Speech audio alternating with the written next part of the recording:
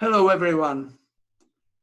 It's a great honor as well as a great pleasure for me to read for you from Stan's book, Stan's foreword to the book of Albert Hofmann, LSD, My Problem Child. The use of psychedelic substances can be traced back for millennia to the dawn of human history. Since time immemorial, plant materials containing powerful consciousness expanding compounds have been used in many different parts of the world to induce non-ordinary states of consciousness in various ritual and spiritual contexts. They have played an important role in shamanic practice, Aboriginal healings, healing ceremonies, rites of passage, mysteries of death and rebirth, and spiritual traditions. The ancient and native cultures using psychedelic materials held them in great esteem and considered them to be sacraments, flesh of the gods, quote unquote. Human groups which had at their disposal psychedelic plants took advantage of their entheogenic effect. Entheogenic means literally awakening the divine within, and made them the principal vehicle of their ritual and spiritual life.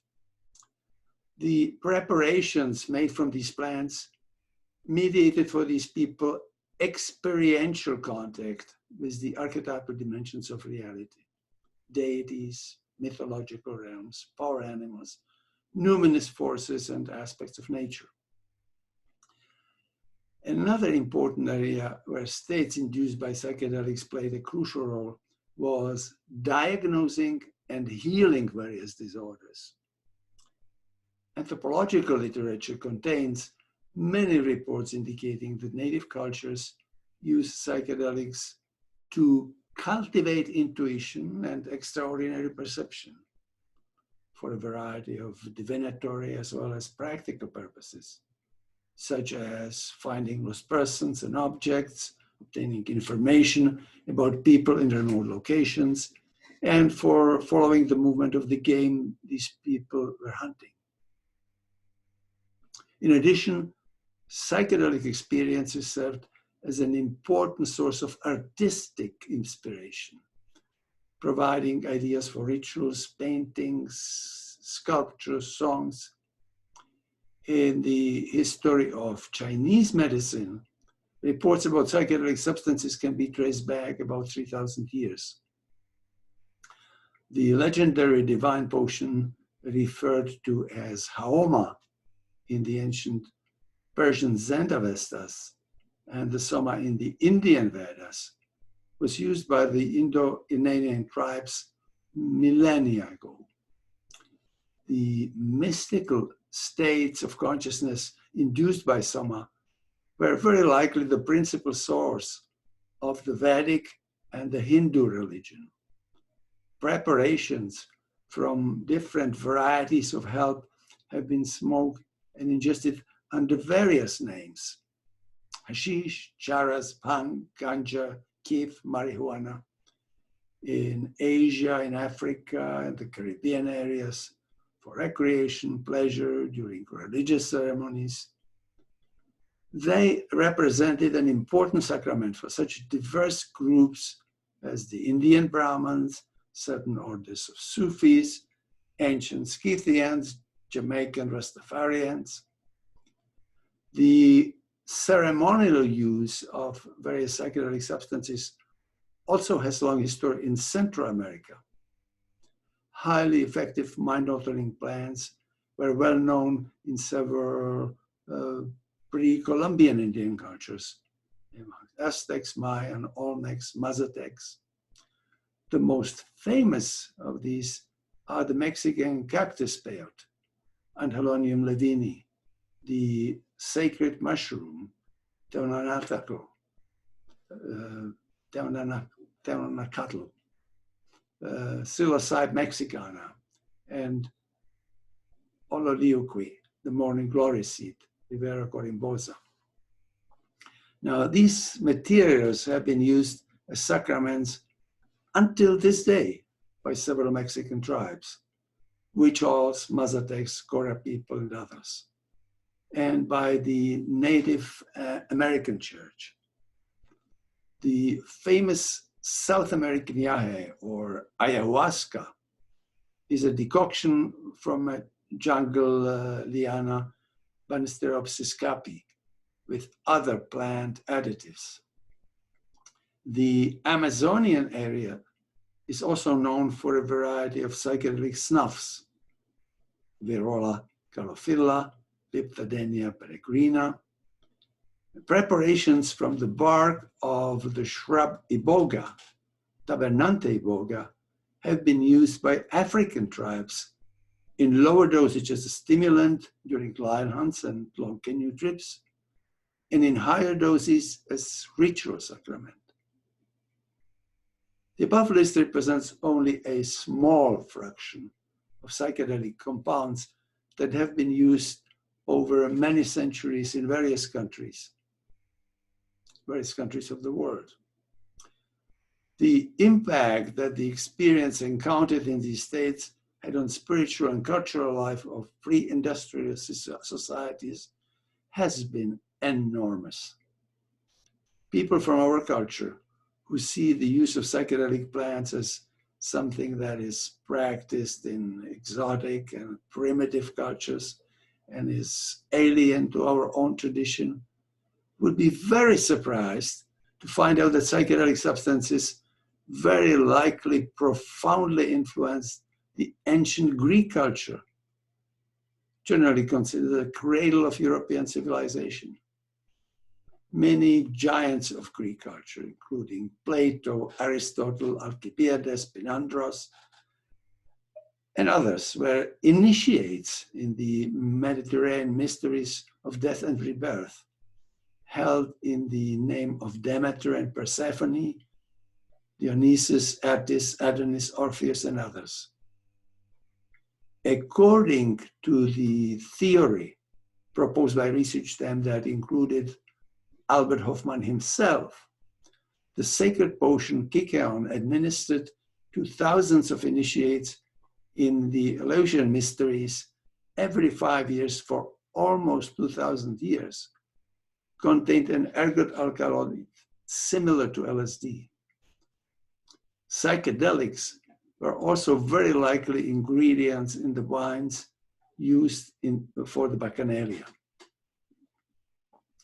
The long history of ritual use of psychedelic plants contrasts sharply with a relatively short history of scientific efforts to identify their psychoactive alkaloids and to study their effects. The first psychedelic substance that was synthesized in a chemically pure form and systematically explored under laboratory conditions was mescaline, the active alkaloid from the peyote cactus. Clinical experiments conducted with the substance in the first 3 decades of the 20th century focused on the phenomenology of the mescaline experience and its interesting effects on artistic perception and creative expression. Surprisingly, they did not reveal its therapeutic, heuristic, and entheogenic potential. Kurt Beringer, author of the influential book Der Mescalinrausch, Mescaline Inebriation, published in 1927, concluded that mescaline induced a toxic psychosis. After these pioneering clinical experiments with mescaline, very little research was done in this fascinating problem until Albert Hofmann's 1942 epoch-making serendipitous discovery of the psychedelic properties of LSD-25, or the ethylamide of lysergic acid, a substance of extraordinary potency.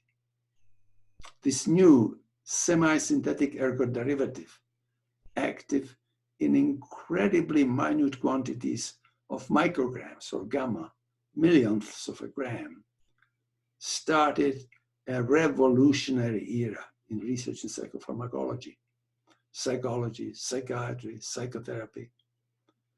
Because of the incredible promises it held in many different fields of research, this new substance appeared to be Albert Hofmann's prodigious child.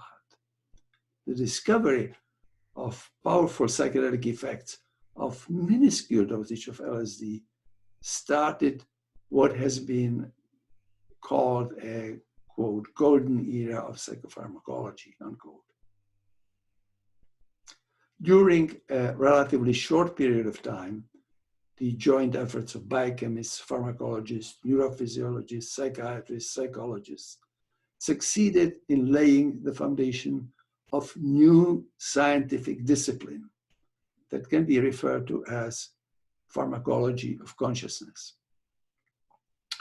The active substances from several remaining psychedelic plants were chemically identified and prepared in chemically pure form. Following the discovery of psychedelic effects of LSD-25, Albert Hofmann identified the active principles of the Mexican magic mushrooms, Psilocybe mexicana, psilocybin, psilocin, and that of ololeuque, or morning glory seeds, Rivea corymbosa, which turned out to be lysergic acid amide, closely related to LSD-25. The armamentarium of psychedelic substances was further enriched by psychoactive derivatives of tryptamine, DMT, DET, DBT, the methyltryptamine, the ethyltryptamine, the propyltryptamine, synthesized and studied by the Budapest group of chemists headed by Stephen Sara. The active principle from the African shrub Tabernanche ibogaine and the pure alkaloid from ayahuasca's main ingredient, Banisteriopsis scapi, known under the names harmaline, yagelin, and telepathine, had already been isolated and chemically identified earlier in the 20th century. In the 1950s, a wide range of psychedelic alkaloids in pure form was available to researchers. It was now possible to study their properties in the laboratory and explore the phenomenology of their clinical effects and their therapeutic potential. The revolution triggered by Albert Hofmann's serendipitous discovery of LSD was underway. After the publication of the first clinical paper on LSD by Walter Stoll in the late 1940s, in which the author described the effects of this extraordinary substance in a group of volunteers and psychiatric patients, and mentioned its possible therapeutic potential, Albert Hofmann Wonder Child became an overnight sensation in the scientific world. Never before in the history of science had a single substance had so much promise in such a wide variety of fields. For neuropharmacologists and neurophysiologists, the discovery of LSD meant the beginning of a golden era of research that could solve many puzzles concerning neuroreceptors, synaptic transmitters, chemical antagonism, the role of serotonin in the brain, and the intricate biochemical interactions underlying cerebral processes. Experimental psychiatrists saw LSD as a unique means for creating a laboratory model for naturally occurring functional or endogenous psychoses. They hoped that the experimental psychosis induced by minuscule dosages of the substance could provide unparalleled insights into the nature of these mysterious disorders and open new avenues for their treatment. It was suddenly conceivable that the brain and other parts of the body could, under certain circumstances, produce small quantities of a substance similar to LSD with similar effects. This meant that the disorders like schizophrenia would not be mental disorders, but metabolic aberrations that could be counteracted by specific chemical interventions. The promise of this research was nothing less than fulfillment of the dream of biologically oriented psychiatrists, the holy grail of psychiatry, a test tube cure for schizophrenia. LSD was also highly recommended as an extraordinary, unconventional teaching device that would make it possible for clinical psychiatrists, psychologists, medical students, and nurses to spend a few hours in the world of their patients, and as a result of it, to understand them better, be able to communicate with them more effectively, and improve their ability to help them. Thousands of mental health professionals took advantage of this unique opportunity. These experiments brought surprising and astonishing results. They not only provided deep insights into the world of psychiatric patients, but also revolutionized the understanding of the nature and dimensions of human psyche. Many found that the current model, limiting the psyche to postnatal biography and the Freudian individual unconscious, was superficial and inadequate.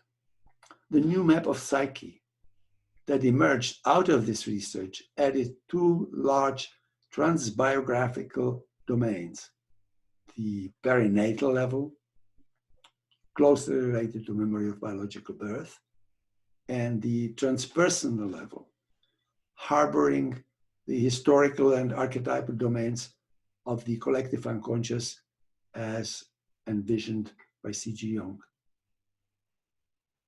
Early experiments with LSD showed that the roots of emotional and psychosomatic disorders were not limited to traumatic memories from childhood and infancy, as traditional psychiatrists had assumed, but reached much deeper into the psyche, into the perinatal and transpersonal regions.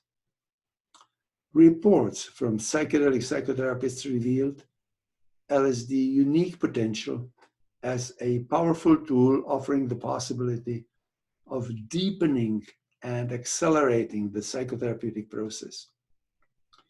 Using LSD as a catalyst, it became possible to extend the range of applicability of psychotherapy to categories of patients that previously have been difficult to reach: sexual deviants, alcoholics, narcotic drug addicts, criminal recidivists. Particularly valuable and promising were the early efforts to use LSD psychotherapy to work with terminal cancer patients. Research on this population showed that LSD was able to relieve some severe pain, often even in those patients who had not responded to medication with narcotics.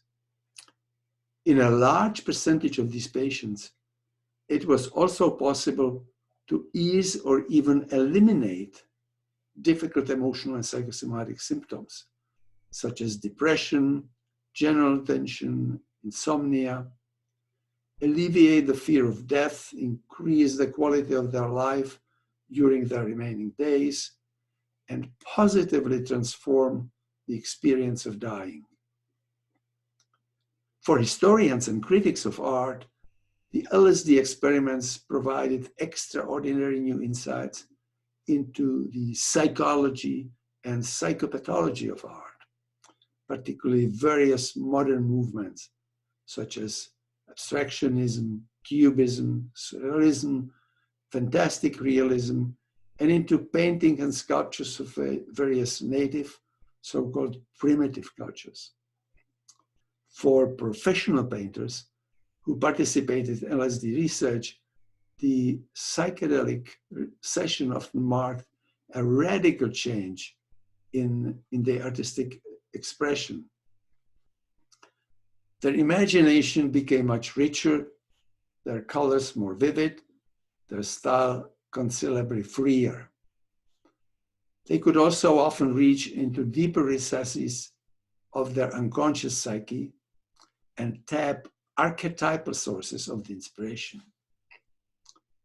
On occasion, people who had never painted were able to produce extraordinary pieces of art. LSD experimentation brought also fascinating observations which were of great interest to spiritual teachers and scholars of comparative religions. The mystical experiences frequently observed in LSD sessions offered a radically new understanding of a wide variety of phenomena, from the world of religion, including shamanism, the rites of passage, the ancient mysteries of death and rebirth, the Eastern spiritual philosophies, and the mystical traditions of the world. The fact that LSD and other psychedelic substances were able to trigger a broad range of spiritual experiences became the subject of a heated scientific discussion. They revolved around the fascinating problem concerning the nature and value of this, quote, instant, end of quote, or, quote, chemical, end of quote, mysticism. LSD research seemed to be well on its way to fulfill all the above promises and expectations when it was suddenly interrupted by the unsupervised mass experimentation of the young generation.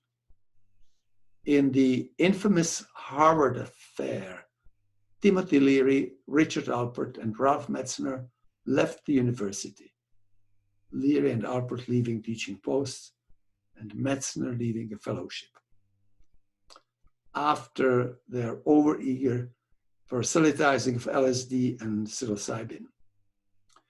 The ensuing repressive measures of administrative, legal, and political nature had very little effect on street use of LSD and other psychedelics, but they drastically terminated legitimate clinical research.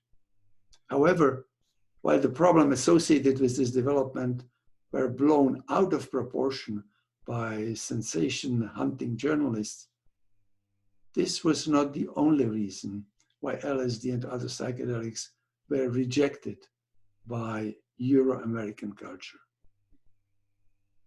An important contributing factor was also the attitude of technological societies towards non-ordinary states of consciousness.